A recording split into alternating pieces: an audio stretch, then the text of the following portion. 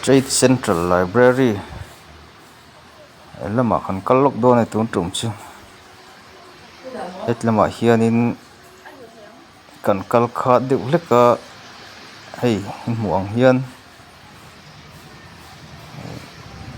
building lian pui mai lo oma te kan lu tanga State Library lu te pawh kha ta kan han lu lok do na ni library khena ei kha ta muang viau le ngala kan han lu lok ani he State Library a hian kia le khabu sang sang te kan han tianga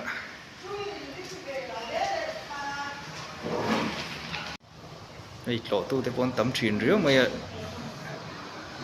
State Library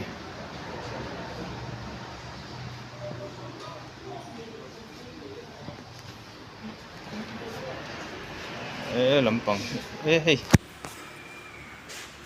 le khabu Trần Trinh Phu Hậu Trần Chin Bu ho ni he lampang mi children section hi no pang lam he lam hi no pang de Ờ. pang te he lampang hi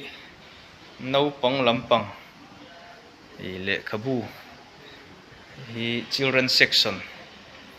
ani hei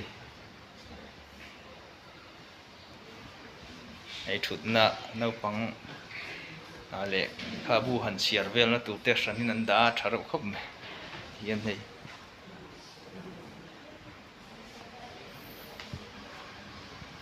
kalakhat la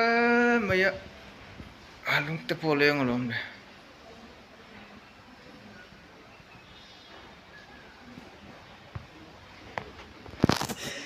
mi ring tlo tu hi tun na ya hian an pung lu tuk lem lo bem le kabu chiar tu shim shim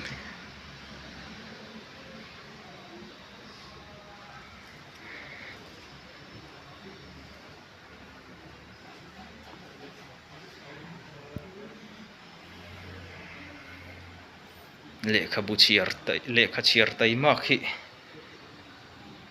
fin na te nia kong sang sangin hriat na te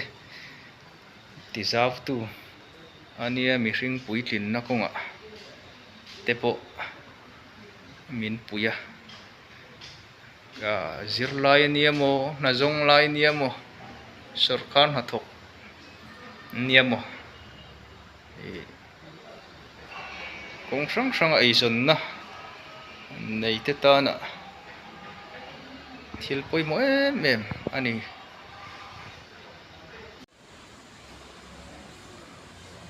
Bibles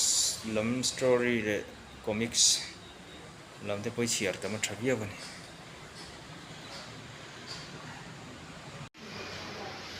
ti han nei tlo tu hi ni tinan oma an bung ruwa ten bek te hi ta da ngai china so in hnuai lama kan lu thalok don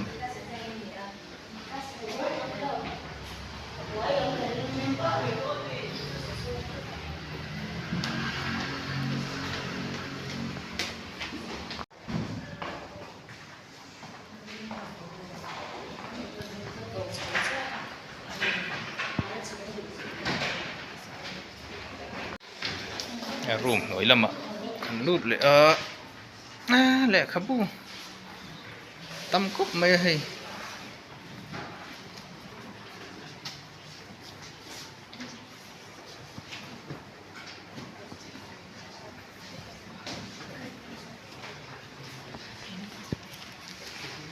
mizo section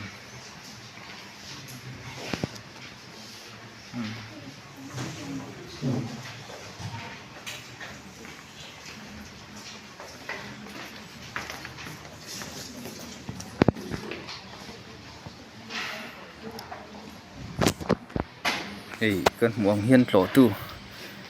anom thua voin chu hei lo mang reng hle mai zir lai ei no pangan om thua mai a tha hle mai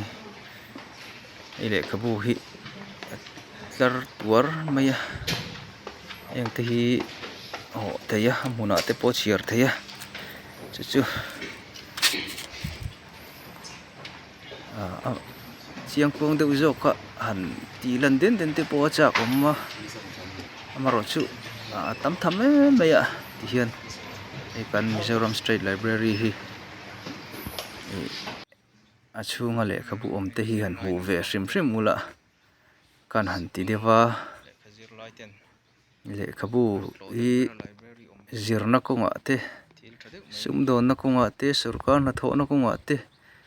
ko hran thila aniemaw lehkhabu chhiar hi tangkaia hei mawin chu zirlai naupang lamin an zirna kawnga tana pawimawh tur ni an ngai niang hi an tlawh suawa hei lehkhabu ten lo chhiar han hmuh hian an hmuh nawm ang reng hle mai ko hran rawng bawlna pawh hian mahni inzir peilo rawng bawl tu inchhiar zau peilo hetiang ho chu an thu sawi te pawh hi a hriat riau en tia mahni hun chandawn chawa Bible bih zeuh ang chi te hi an thu sawi hian a hriat riau ani awm e voin chu zirlai naupang ten a hmuna an kal chila an chiara lehkhabu ten han zawng vei ruk ruka tu le mamawh tu ni an hriat an hmuh nawm khawp mai a lehkhabu chhiar hi an ram leh hnam tan pawh a tha a ram leh hnam hi kalzel na tur kawngah hian ziak leh chhiar lamah hiamna finna kawngah te ma kan sawn zel na tur atana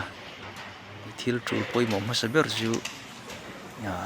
lehkha chhiar tam thil chhiar tam hi ni a finna rem hriatna te a keng tel ani tin hlawh thlin te pawh keng tela kawng hrang hrangin chhiar hi kan uar ngai khawp mai tutan ma kan chhiar lova kan thiam kan finna te kan zir hi mahni tan vek ani a tiang chuan a tawpa a tul ani leh kan thil hriat leh kan chui zawna kawngka te midang te tana te kan sei chhuah ve kan zia chhuah ve chang te awma chumi tur pawh chuan midang te tana hriatna finna thiamna te petu mi tana mal sawmna ni thei tur pawh hian khatiang lama hma han la tur pawh kha lehkha chhiar tam hi a pawimawh em em mai a tichuanin chutiang tur chuan hun leh sum leh pai tei chu thu hran ani a mahni hian engamah hma hian taimakna te tin chakna te hi kan nei ve hrim hrim hi a pawimawh nei hindi section lam te pawh mani hei hindi lam hi chu India ramah kan awma pawimawh viauna ka tui vak lo keimah ka thiam thui lo wangin chuan room leh lamah khan an kal leh a lehkhabu hi an ding tlar tuar mai hei voin chu ka lut fuh nge ni mi an tam riau mai a kil tin mai a an lo fur zel mai a selom om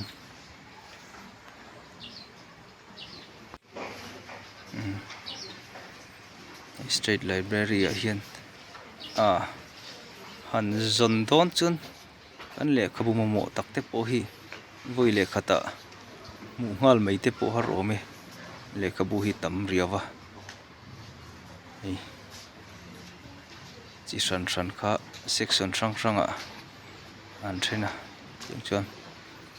voin chu zirlai lampang ten hian bawh viau mai a eng lehkhabu te chu sap tawng thiam nal tak ni a han chin leh hrep te pawh a chak awm hle mai a bengvar thlak dawn lutuk a duh tawk a sap tawng thiam nala han ti vel tanah phei chuan eng English section a lehkhabu te hi kom nel tham ani hi male kan State Library hi changtlung hle mai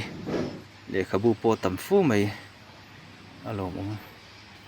ei voin chu hun awla an tia kan han tlo a le khapu tam tak khanin tiang rim te hi mu hi nu me ni tiang chuan voin chu kan han tlo a ei a hlim om phian mai thei top chu a le kha siar kan war zel hi ngai hle ani